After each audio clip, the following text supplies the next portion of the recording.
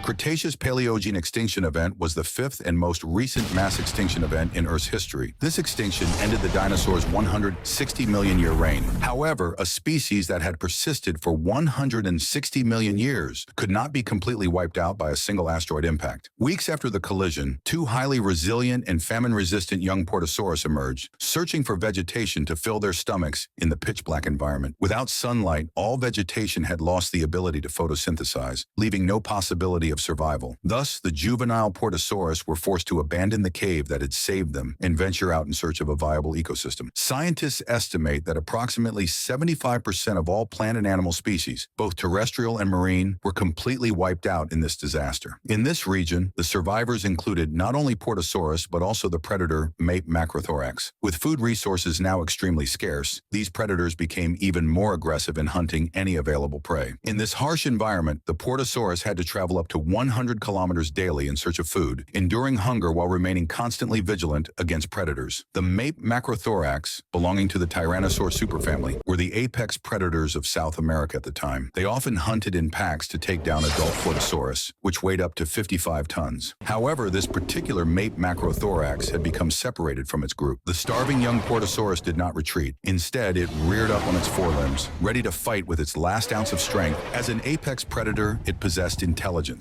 Given the current situation, its 1.4-ton frame was no match for the juvenile giant before it. In the end, the weakened and isolated Mape macrothorax had no choice but to abandon its potential meal, turning away in hunger and exhaustion. Starvation had left it severely debilitated. Its once sharp teeth and powerful limbs had lost their former strength. It could barely sustain basic life functions. As it wandered in search of prey, it could realistically overpower. Although the young Puertosaurus had narrowly escaped death this time, they still faced the threat of starvation. Most vegetation had been destroyed, but a few hardy plants managed to survive in this desolate land, offering the Portosaurus a glimmer of hope. Scientists gradually realized through analysis that certain regions might have been spared severe damage purely by chance, perhaps due to unique geographical features, such as mountains blocking shockwaves and firestorms, or simply being far enough from the impact site. For the starving and exhausted juvenile Portosaurus, such a refuge could mean their last hope for survival. About a month after the asteroid impact, the two young Portosaurus reached the limits of their physical and mental endurance. Just as they were on the verge of collapse, an endless expanse of green vegetation suddenly appeared before them. Having traveled from what is now Patagonia, they had by sheer luck arrived in a special region, Antarctica, untouched by the asteroid's devastation and now lush with life. Here they found temporary relief from hunger and extreme environmental threats. This green oasis also harbored